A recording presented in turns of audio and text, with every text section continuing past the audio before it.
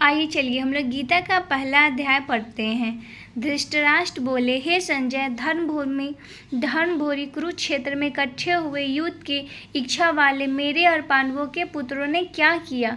इस पर संजय बोले, उस समय राजा दुर्योधन बेहुआचार नामक युद्ध पांडवों की सेनाओं देखकर और द्रोणाचार्य के पास जाकर यह वचन कहा, हे आचार्य, आपके बुद्धिमान शिष्य ध्रुपद पुत्र धृष्टद्युम्न द्वारा विवाह कार्ड खड़ी की हुई पांडवों पुत्रों की इस बड़ी भारी सेना को देखिए। इस सेना में बड़े बड़े धनुषों वालों युद्ध में भीम और अर्जुन के समान बहुत से शिवसूर हैं, जैसे सात्विक और विराट तथा महारथी राजा द्रुपद और धृष्टकेतु चेकितान तथा बलवान काशीराज पुरोजित कुंती भोज और मनुष्यों में श्रेष्ठ सभ्य और पराक्रमी योद्धा मनु तथा बलवान उत्तम मौजा सुभद्रा पुत्र अभिमन्यु और द्रौपदी के 5 पुत्र, ये सभी महारथी हैं। हे ब्राह्मण श्रेष्ठ, हमारे पक्ष में जो भी प्रधान हैं उनको आप समझ लीजिए। आपके जानने के लिए मेरी सेना के जो सेनापति हैं उनको कहता हूँ।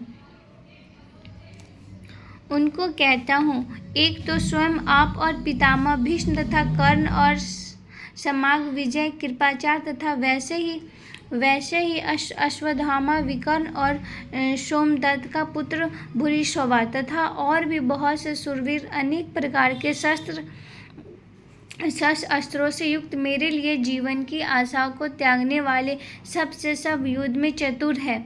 भीष्म पितामह द्वारा रचित हमारी यह सेना सब प्रकार से अजय है और भीम द्वारा रचित इन लोगों की यह सेना जीतने में सुगम है। इसलिए यह मोर्चों पर अपनी अपनी जगह स्थित रहते हुए आप लोग सबके सभी निसंदेह भीष्म पिता ही सब ओर से रक्षा करे। इस प्रकार द्रोणाचार्य से कहते हुए दुर्योधन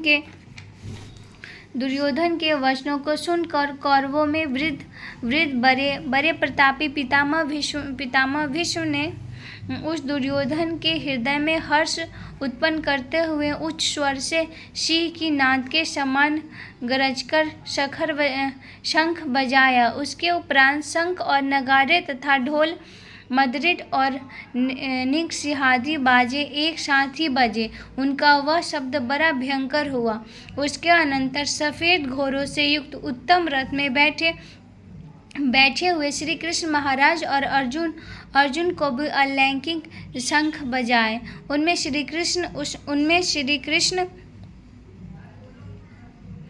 श्री कृष्ण महाराज जी से पांडजय नामक खंड और अर्जुन ने देवदत्त नामक शंख बजाया। भयानक कर्म वाले भीमसेन ने पांड नामक महाशंख बजाया। कुंती पुत्र राजा युधिष्ठिर ने अंतविजय नामक शंख और नकुल तथा सहदेव सुघोष तथा मणिपूरक नाम वाले शंख बजाए। श्रेष्ठ धनुर्धर वाले काशीराज तथा महारथी विखंडी और द्रुमदुर तथा राजा विराट और अजय सात्विक तथा राजा द्रुपद और द्रौपदी के 5 पुत्र और बड़ी भुजा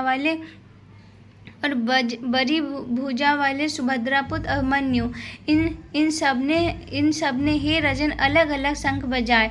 और उस भयानक सबने आकाश और पृथ्वी को भी शब्दमान करते हुए धृतराष्ट्र पुत्रों के हृदय विदीर्ण कर दिए।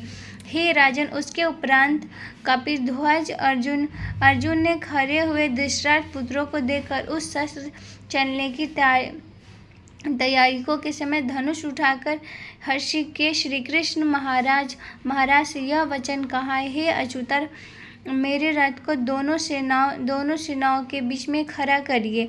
जब तक मैं स्थित हुई युद्ध के कामना वालों को अच्छी प्रकार देख न लूं कि यह युद्ध रूप व्यापार में मुझे किन से साथ युद्ध करने योग्य है।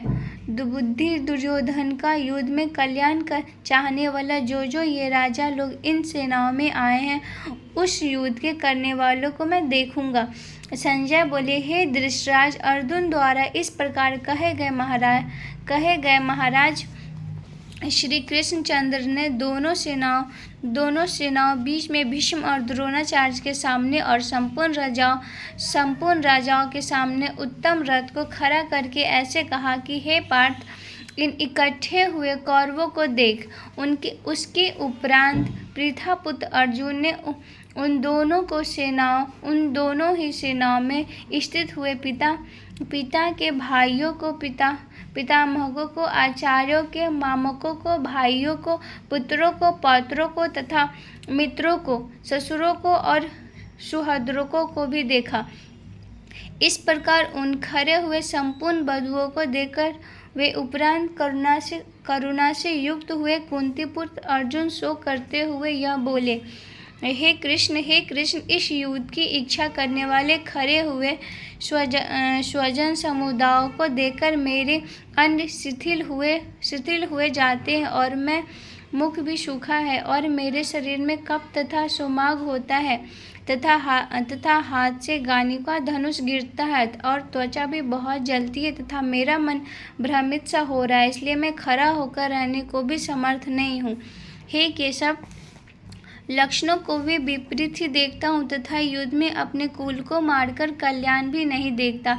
हे कृष्ण, मैं विजय नहीं चाहता और राज्य तथा सुखों को भी नहीं चाहता। हे गोविंद, हमें राज्य से क्या प्रयोजन है अथवा भोगों से और जीवन से भी क्या प्रयोजन है, क्योंकि हमें जिनके लिए राज्य, भोग और सुखाधिक इच्छित है वे ही ये सब धन और जीवन की आशाओं को त्याग कर युद्ध में खड़े हैं, जो कि गुरुजन, ताऊ, चाचे, लड़के और वैसे ही दादा, मामा, ससुर, पोते, साले तथा और भी संबंधी लोग हैं। इसलिए हे मधुसूदन, मुझे मारने पर भी अथवा तीन लोग के राज्य के लिए भी मैं इन सबको मारना नहीं चाहता।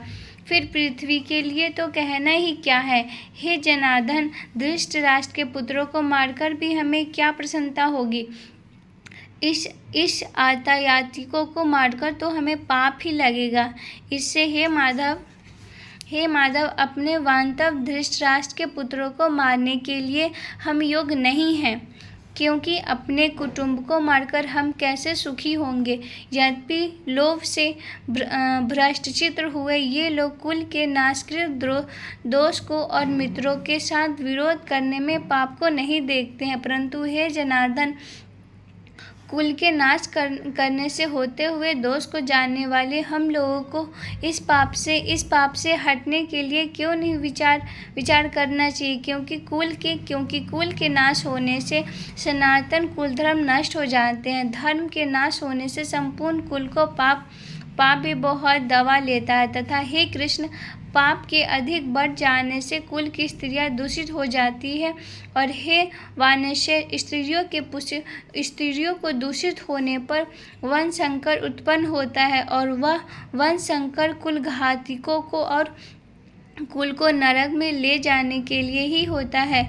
लोभ हुई पिंड और जल की क्रिया वाले इनके पितर लोग भी गिर जाते हैं और इन वंशकारक दोषों से कुल घातिकों के सनातन कुल धर्म और जाति धर्म नष्ट हो जाते हैं तथा हे राजन, नष्ट हुई कुल धर्मों वाले मनुष्यों को अनंत काल तक नरक में वास होता है, ऐसा हमने सुना है। अहो शोक है, हम लोग बुद्धिमान होकर भी महान पाप करने को तैयार हुए हैं, जो कि राज्य और सुख के लोभ से अपने कुल को मारने के लिए उघर्द हुए हैं। यदि हम शस्त्र रहित न सामना करने वालों को शस्त्रधारी धृतराष्ट्र के पुत्र रण में मारे तो वह मारना भी मेरे लिए अति कल्याणकारक होगा। संजय बोले, रणभूमि में शोक से उद्धृत मरने वाले अर्जुन इस प्रकार कहकर वाण सहित धनुष को त्याग कर रथ के पिछले भाग में बैठ गया। दोस्तों, हमने आज का पहला अध्याय कंप्लीट कर लिया है। अब दूसरा अध्याय हम नेक्स्ट वीडियो में देखेंगे। अगर वीडियो अच्छी लगी हो तो लाइक एंड सब्सक्राइब कीजिएगा। Thank you.